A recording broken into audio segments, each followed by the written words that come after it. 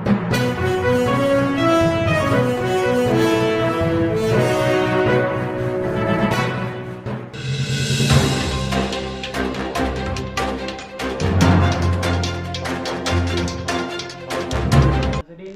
वालेकुम रहमतुल्लाहि व बरकातहू।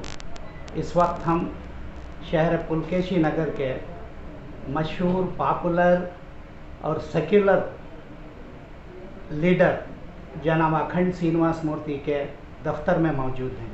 हमारे पुलकेशी नगर में 11 अगस्त को जो गड़बड़ हुआ उस ताल्लुक़ से बहुत सारे इनोसेंट्स मासूम लोगों को पुलिस ने पकड़ रखा है, जेलों को भेज दिया है। इस ताल्लुक़ से हम जनाब श्रीनिवास मूर्ति साहब से पूछना चाहते हैं ये इनोसेंट कब जेलों से बाहर आएंगे। वो हमारा पुलकेशी कॉन्स्टिट्यूंसी में 11 तारीख अगस्त में हमारा घर और डीजेडी पुलिस स्टेशन, केजेडी पुलिस स्टेशन, जरा व्हीकल्स और दूसरों का घर से भी गलाटे में जला को है। उस तरफ से कौन इनोसेंट है उसे छोड़ना, कौन कर को है उसे, कौन वीडियो क्लिपिंग है उसे अरेस्ट करना कर का मैं बोल को है, इनोसेंट सभी छोड़ना कर बोल को है। तो ಗೌರ್ಮೆಂಟ್ಗೆ ಹೇಳಿದ್ದೀರಾ ಸರ್? ಗೌರ್ಮೆಂಟ್ಗೂ ಹೇಳಿದ್ದೀನಿ, CM ಅವ್ರಿಗೂ ಹೇಳಿದ್ದೀನಿ, ಹೋಮ್ ಮಿನಿಸ್ಟರ್ಗೂ ಹೇಳಿದ್ದೀನಿ. ಅದೇ ಜನ ಹೇಳ್ತಾ ಇದ್ದಾರೆ 3 ತಿಂಗಳಾಗ್ಬಿಟ್ಟಿದೆ, ನನಗೆ ಭಾಳ ತೊಂದರೆ ಆಗಿಬಿಟ್ಟಿದೆ, ಮನೆಯಲ್ಲಿ ನಮ್ಮ ಯಜಮಾನು ಮನೆಯಲ್ಲಿ ಇಲ್ಲ, ಜೈಲಿನಲ್ಲಿ ಇದ್ದಾರೆ, ಅದಕ್ಕೆ MLA ನಮಗೆ ಏನು ಸಹಕಾರ ಕೊಡ್ತಾರೆ, ಅವ್ರಿಗೆ ರಿಲೀಸ್ ಮಾಡೋಕ್ಕೆ ಏನಾದರೂ ಸಪೋರ್ಟ್ ಮಾಡ್ತಾರಾ ಲೀಗಲ್ ಅಂತ ಕೇಳ್ತಾ ಇದ್ದಾರೆ ಸರ್. ಅಲ್ಲ, ಈಗ ಅಪರಾಧಿಗಳು ಯಾರಿದ್ದರೂ ಅವ್ರು ಶಿಕ್ಷೆ ಕೊಡಿ, ಅಪರಾಧಿ ಇಲ್ಲ ಅಂದವ್ರಿಗೆ ಇನ್ನೋಸೆಂಟ್ಸ್ ಯಾರಿದ್ದಾರೆ ಅವ್ರಿಗೆಲ್ಲ ಬಿಡುಗಡೆ ಮಾಡಿ ಅಂತ ಹೇಳಿದ್ದೀನಿ ಸರ್. ಸಂಪತ್ತು ಅರೆಸ್ಟ್ ಆಗಿದ್ದಾರೆ, ಸಂಪತ್ತು ಮೇನ್ ಕಲ್ಪ್ರಿಟ್ ಅಂತ ರಿಪೋರ್ಟ್ ಬರ್ತಾ ಇದೆ. ಅವರು ಇವರು ಅರೆಸ್ಟ್ ಆದಮೇಲೆ ಇವ್ರು ಆಚೆ ಬರಬೇಕಲ್ಲ ಇನ್ನೋಸೆಂಟ್ಸ್? ಖಂಡಿತ ಇನ್ನೋಸೆಂಟ್ಸ್ಗೆಲ್ಲ ಬಿಡುಗಡೆ ಮಾಡ್ತಾರೆ ಪೊಲೀಸರು, ನ್ಯಾಯಾಲಯ ಬಿಡುಗಡೆ ಮಾಡ್ತಾರೆ. ಯಾರು ತಪ್ಪಿದಸ್ತಾರೆ ಅಂತ ಶಿಕ್ಷೆ ಕೊಡ್ತಾರೆ. ಈಗ ಸಂಪತ್ ರಾಜ್ ಅವ್ನು ಮಾಡಿ ಅರೆಸ್ಟ್ ಆಗಿದ್ದಾನೆ, ಯಾರು ತಪ್ಪು ಮಾಡಿದ್ರೆ ಶಿಕ್ಷೆ ಕಾನೂನು ರೀತಿಯಾಗಿ ಆಗುತ್ತೆ ಸರ್. ಆಮೇಲೆ ತಾವು ಇಷ್ಟು ಪಾಪ್ಯುಲರ್ 2 ಸಲ ಗೆದ್ದಿದ್ದೀರಾ, ಬಹಳ ಈ ಮುಸಲ್ಮಾನ್ ಅಂದರೆ ಬಹಳ ಪ್ರೀತಿನಿಂದ ಅವ್ರ ಪ್ರೋಗ್ರಾಮ್ಸ್ಗೆ, ಅವ್ರ ಮದುವೆಗೆ, ವೆಡ್ಡಿಂಗ್ಗೆ, ಎಂಗೇಜ್ಮೆಂಟ್ ಇದ್ದರು, ತಾವು ಫಸ್ಟಲ್ಲಿ ಹೋಗ್ತೀರಾ. ಇಷ್ಟು ಪ್ರೀತಿ ಇಟ್ಕೊಂಡು ಇಂಥ ದೊಡ್ಡ ಗಲಾಟೆ ಯಾಕೆ ಆಯಿತು? ಈಗ ನಮ್ಮಲ್ಲಿ ನಮ್ಮ ಮುಸಲ್ಮಾನರು ಬಂದವರಾಗಲಿ, ಹಿಂದೂಗಳಾಗಲಿ, ಕ್ರಿಶ್ಚಿಯನ್ರಾಗಲಿ ನಾವೆಲ್ಲ ನಮ್ಮ ಕ್ಷೇತ್ರದಲ್ಲಿ ನಾವು ಅಣ್ಣ ತಮ್ಮನ ಥರ ಇದ್ದೀರಿ. ನಾವು ಇವತ್ತು ಗಂಟೆ ನಮ್ಮಲ್ಲಿ ಯಾವ ಭೇದ ಭಾವನೂ ಇಲ್ಲ, ನಾವೆಲ್ಲ ಒಗ್ಗಟ್ಟಾಗಿದ್ದೀರಿ.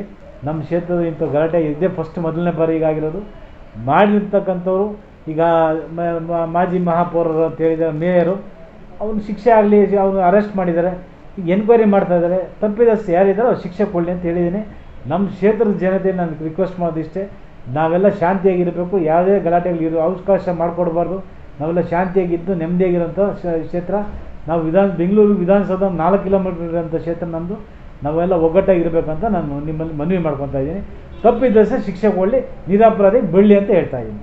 ಇವಾಗ ಬೇಗ ಅವರು ಏನಾದರೂ ಬರೋಕ್ಕೆ ಚಾನ್ಸಸ್ ಕಾಣಿಸ್ತಾ ಇದೆ ಸರ್? ಆಗುತ್ತೆ, ನಾನು ಮಾತಾಡ್ತೀನಿ ಕಾನೂನಲ್ಲಿ ನಾನು ಸರ್ಕಾರನ ಮಾತಾಡ್ತೀನಿ, ಸರ್ಕಾರ ಮುಖಾಂತರ ಮಾತಾಡ್ತೀನಿ. ತಾವು ರಾಜೀವ್ ಗಾಂಧಿ ಮತ್ತು ಸೋನಿಯಾ ಗಾಂಧಿಗೆ ಭೇಟಿ ಮಾಡ್ತೀವಿ ಅಂತ ಒಂದು ರಿಪೋರ್ಟ್ ಬಂತು, ಅದು ಯಾವಾಗ ಹೋಗ್ತಾ ಇದ್ದೀರಾ? ಅದು ಇನ್ನೂ ಡಿಸೈಡ್ ಮಾಡಿಲ್ಲ, ನೋಡೋಣ. ನಮ್ಮ CLP ನಾಯಕರು ಹಾಗೂ ಜಮೀರ್ ಅಣ್ಣವರು ಮಾತಾಡಿ ಡಿಸೈಡ್ ಮಾಡಿ. ನಿನ್ನೆ ಜಮೀರ್ ಅಣ್ಣ ಅವರು ಹೋಗ್ಬಿಟ್ಟು 5 ಲಕ್ಷ ದುಡ್ಡು ಕೊಟ್ಟು, ಅದು ಬೇಡ ಆ ಪ್ರೋಗ್ರಾಮ್ಗೆ ಅದೆಲ್ಲ ಬೇಡ, ಇಲ್ಲ ಇದ್ರೊಳಗೆ ಬರೋದು ಬೇಡ ಅವೆಲ್ಲ. ಆಮೇಲೆ ಸರ್, ನೀವು ಈ ಎಲೆಕ್ಷನ್ 2 ಎಲೆಕ್ಷನ್ನೂ ಎಲ್ಲ ಜನ ಈ ನಮ್ಮ ಏರಿಯಾಗ ಒಂದು ಮಗ ಅಂತ, ಬೇಟಾ ಅಂತ ತಿಳ್ಕೊಂಡು ನಿಮಗೆ ಓಟ್ ಕೊಟ್ಟರು. ಅಷ್ಟು ಪ್ರೀತಿ ಇದ್ದು ಇದು ಹೇಗಾಯಿತು, ಯಾಕಾಯಿತು? ಪೊಲೀಸ್ ಇಂಟೆಲಿಜೆನ್ಸ್ ಎಲ್ಲ ಏನು ಮಾಡ್ತಾಯಿದ್ರು? ನಮ್ಮ ಕ್ಷೇತ್ರದಲ್ಲಿ ನಾವು ಎಲ್ಲ ಅಣ್ಣ ತಮ್ಮಂದ್ರ ಥರ ಇದ್ದೀವಿ. ನಾನು ಕ್ಷೇತ್ರದಲ್ಲಿ ನಮ್ಮ ಅಭಿವೃದ್ಧಿ ಕೆಲಸಗಳಾಗಲಿ ಎಲ್ಲ ರೀತಿಯಲ್ಲಿ ಕೆಲಸಗಳು ಮಾಡಿಕೊಡ್ತಾ ಇದ್ದೀನಿ. ಹಿಂದೂ ಆಗಲಿ, ಮುಸ್ಲಿಮ್ ಆಗಲಿ, ಕ್ರಿಶ್ಚಿಯನ್ ಆಗಲಿ ನಾವೆಲ್ಲ ಒಗ್ಗಟ್ಟಾಗಿದ್ದೀವಿ. ಎಲ್ಲರೂ ಕಿಡಿಗೇಡಿಗಳು ಸೇರಿಕೊಂಡು ನಮಗೆ ಕೆಟ್ಟ ಹೆಸರು ಬರಬೇಕಂತ ಈ ಪ್ಲ್ಯಾನ್ ಮಾಡಿದರು. ಅದೇ ದೇವರು ಅಲ್ಲ ಎಲ್ಲರಿಗೂ ಒಳ್ಳೇದು ಮಾಡಲಿ ಅಂಥೇಳಿ ದೇವ್ರು ನಮ್ಮನ್ನು ರಕ್ಷಿಸಿದೆ, ಅಲ್ಲ ರಕ್ಷಣೆ ಮಾಡಿದೆ. ಅದಕ್ಕೆ ನಾನು ಅಭಿನಂದಿಸ್ತೀನಿ ದೇವರಿಗೆ. ದೇವರ ಆಶೀರ್ವಾದ ಸದಾ ಇರಲಿ ಅಂತೇಳಿ ಇವಾಗ ಏನಾದರೂ ಸ್ಟೆಪ್ ತಗೊಂಡು ಬೇಗ ರಿಲೀಸ್ ಮಾಡೋಕ್ಕೆ ಒಂದು ಏನಾದರೂ ಪ್ಲಾನ್ ಮಾಡಿದ್ದೀರಾ ಸರ್? ಮಾತಾಡ್ತಾ ಇದ್ದೀನಿ, ಎಲ್ಲ ಲಾಯರ್ಗಳೆಲ್ಲ ಕುಣಿಸಿ ಮಾತಾಡಿ ಲಾಯರ್ ಮುಖಾಂತರ ಅವರು ನ್ಯಾಯಾಲಯದಲ್ಲಿ ಬಿಡುಗಡೆ ಮಾಡೋಕ್ಕೆ ವ್ಯವಸ್ಥೆ ಮಾಡ್ತಾರೆ. ಎಲ್ಲರಿಗೆ UAPA ಹಾಕ್ಬಿಟ್ಟಿದ್ದಾರಲ್ಲ, ಅದು ಈ ಸ್ಟೇಟ್ನಲ್ಲಿ ಆ ಥರ ಏನು ಟೆರರಿಸಮ್ ಇಲ್ಲ ಏನಿಲ್ಲ ಅಂತ ಹೇಳ್ತಾ ಇದ್ದಾರೆ. ಅದು ನಾವು ಹೇಳೋಕ್ಕಾಗಲ್ಲ, ಪೊಲೀಸ್ ಇಲಾಖೆಯವ್ರು ತನಿಖೆ ಮಾಡಿದಾಗ ಗೊತ್ತಾಗುತ್ತೆ ಏನಂತ. ಪೊಲೀಸ್ ಇಲಾಖೆಯವ್ರು ತನಿಖೆ ಮಾಡಿ ಆಮೇಲೆ ಗೊತ್ತಾಗುತ್ತೆ ಏನಂತ. Okay, thank you sir.